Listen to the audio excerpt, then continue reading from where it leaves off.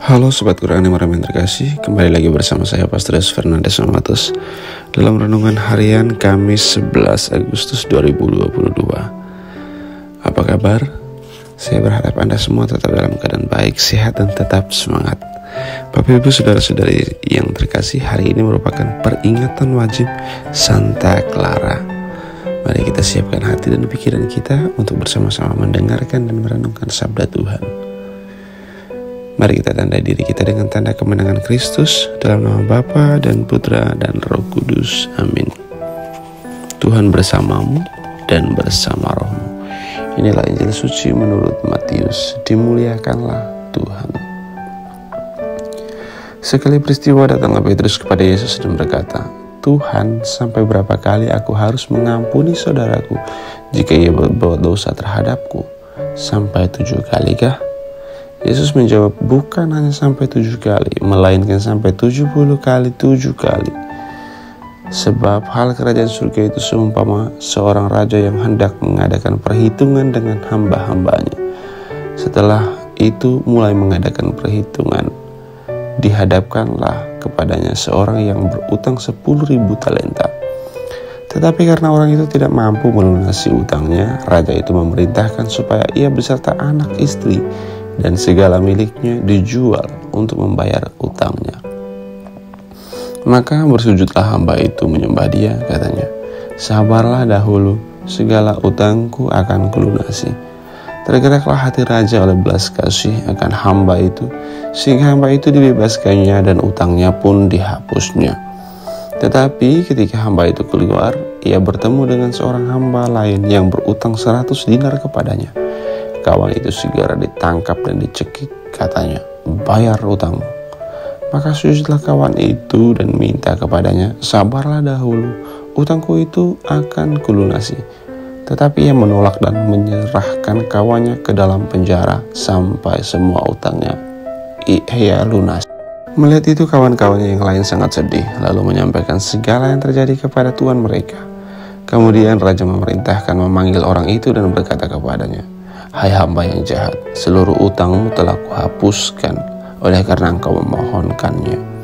Bukankah engkau pun harus mengasihani kawanmu seperti aku telah mengasihi engkau? Maka marahlah tuannya dan menyerahkan dia kepada algojo-algojo sampai ia melunasi seluruh utangnya. Demikian pula Bapakku di surga akan berbuat terhadapmu jika kalian tidak mengampuni saudaramu dengan segenap hatimu.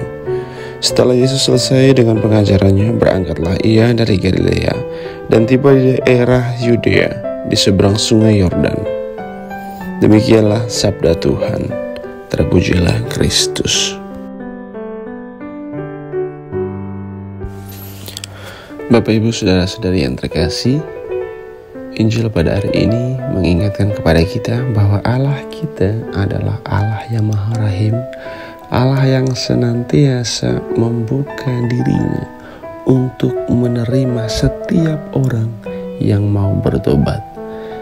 Ketika seorang yang berdosa itu memohonkan belas kasihan, maka Allah akan segera memberikan, menganugerahkan kemurahan dan kerahimannya kepada setiap orang yang ingin bertobat, kepada setiap orang yang memohon belas kasihan, yang memohon kemurahan dan kerahimannya.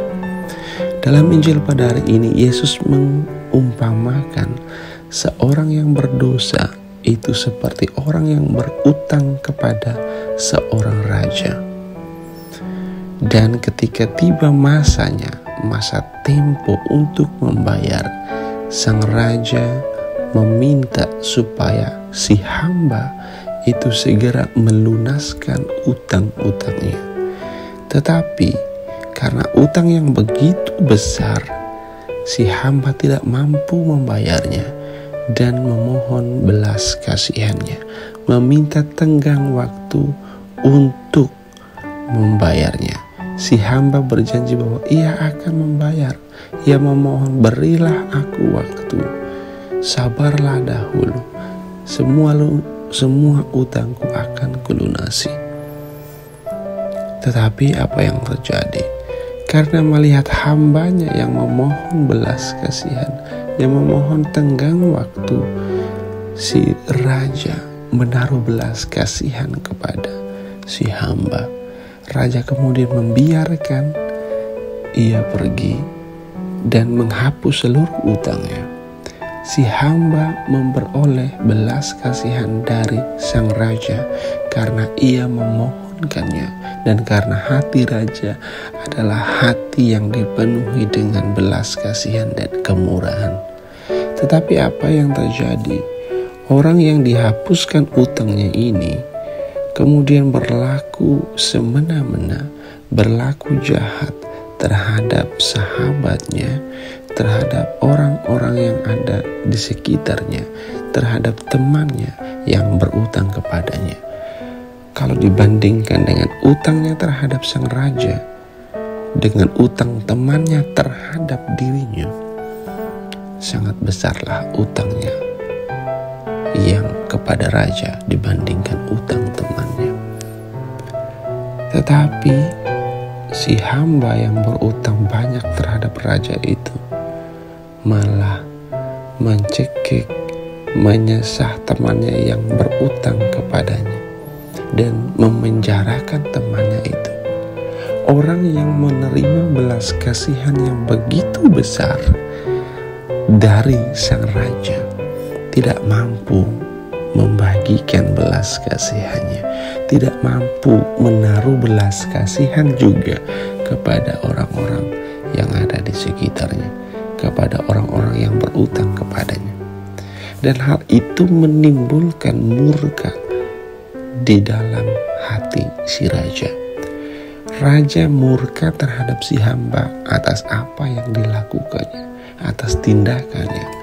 Maka raja memanggil hamba itu dan memarahi si hamba. Ia mengatakan, "Hai kamu hamba yang jahat." Itu raja mengatakan, "Hai kamu hamba yang jahat, bukankah aku telah menghapus seluruh utangmu? Bukankah aku telah menaruh belas kasihan kepadamu? Mestinya kamu juga berbelas kasih kepada orang-orang yang berutang kepadamu." Bapak, Ibu, saudara-saudari yang terkasih, ini adalah gambaran mengenai manusia dengan Allah dan manusia dengan sesamanya. Kita adalah hamba-hamba yang memperoleh belas kasih dari Allah. Kita adalah hamba-hamba yang berutang banyak kepada Allah, dan Allah telah menghapuskan utang-utang kita, utang dosa kita, karena kita memohonkannya kepadanya. Karena kita sudah menerima belas kasihan dari Allah begitu besar, maka kita semua diundang, kita semua diajak untuk juga menaruh belas kasihan, untuk juga berbelas kasihan kepada orang-orang yang ada di sekitar kita. Kadang-kadang kita adalah pendosa yang kemudian menerima kemurahan dan kerahiman dari Allah, sehingga Allah mengampuni dosa-dosa kita, sehingga Allah menerima kita dalam seluruh kelemahan kita, dengan seluruh kerapuhan kita. Tetapi sebagai orang-orang berdosa yang menerima belas kasih dari Allah, kita kerap kali mudah dan gampang untuk menghakimi orang-orang yang ada di sekitar kita. Dengan mudah kita menjudge, dengan mudah kita memusuhi, kita membenci, kita menganggap diri kita lebih baik daripada orang yang ada di sekitar kita. Kita tidak menaruh belas kasihan, kita tidak menaruh simpati, empati kepada orang-orang yang bisa kita katakan bersalah. Orang-orang yang dicap penjahat, dicap buruk, dicap negatif oleh sekitar, oleh lingkungan. Kita ikut-ikutan menghakiminya. Bapak, Ibu, saudara-saudari yang terkasih, Injil pada hari ini mau mengingatkan bahwa kita semua adalah orang berdosa. Manusia semua adalah orang yang berdosa. Hanya saja kita semua dikasihi oleh Allah. Saya ingat akan satu pernyataan orang kudus yang mengatakan, sebesar apapun dosa manusia atau dosa besar yang paling besar sekalipun yang dapat dilakukan oleh seorang anak manusia, pastilah kasih Allah lebih besar daripada semuanya itu. Ini mengatakan bahwa kasih Allah, kemurahan dan kerahiman Allah itu jauh melebihi, jauh melampaui seluruh dosa-dosa yang bisa dan dapat dilakukan oleh seorang anak manusia. Bapak, Ibu, saudara-saudari yang terkasih, kita semua dipanggil untuk bertobat. Kita semua dipanggil untuk mengakui segala kelemahan dan kedosaan kita dan memohon kerahiman dari Allah. Dan yakinlah bahwa Allah itu Allah yang Maha Rahim. Ia menganugerahkan kerahiman dan kasih sayangnya kepada kita. Tetapi lebih daripada itu juga, kita semua dipanggil untuk mengasihi orang lain. Kita juga dipanggil untuk mengampuni orang lain yang bersalah kepada kita. Ketika kita mau mengampuni orang yang bersalah kepada kita, kita sendiri pun akan menerima anugerah pengampunan, anugerah ampunan dari Tuhan. Tapi kalau kita mulai menghakimi, kita mulai menghukum, kita mulai menjelek-jelekan orang yang ada di sekitar kita, memusuhi orang yang bersalah kepada kita, maka pada saat itu juga Allah akan murka terhadap kita. Sama seperti si raja yang murka terhadap hamba, yaitu si raja sudah berbelas kasihan, ternyata si hamba malah berbuat jahat kepada orang yang ada di sekitarnya, terhadap temannya yang berutang kepadanya. Sementara dia sendiri utang yang begitu besar telah dihapuskan oleh si raja. Kita pun orang berdosa yang telah dihapuskan dosa oleh Allah. Kita pun adalah orang-orang yang bersalah yang telah dikasihi, dicintai oleh Allah. Maka kita pun juga mesti mencintai orang lain yang ada di sekitar kita, lebih-lebih mereka yang bersalah kepada kita. Bapak, Ibu, saudara-saudari yang terkasih, kita mengasihi dan mencintai orang lain bukan karena orangnya, bukan karena apa yang dia miliki, bukan karena apa yang dia perbuat, tapi kita mencintai orang lain karena Allah sudah lebih dahulu mengasihi dan mencintai kita. Bapak, Ibu, saudara-saudari yang terkasih, semoga kita bertumbuh dalam iman, kasih dan harapan. Semoga kita bertumbuh menjadi pribadi-pribadi yang dipenuhi oleh kasih dan kemurahan Allah. Dan dengan menyadari bahwa Allah mengasihi dan mencintai kita, kita pun juga mampu mengasihi dan mencintai orang lain. Mampu untuk mengampuni, mampu untuk memaafkan orang-orang yang bersalah kepada kita. Shalom, Tuhan Yesus memberkati. Dalam nama Bapa dan Putra dan Roh Kudus.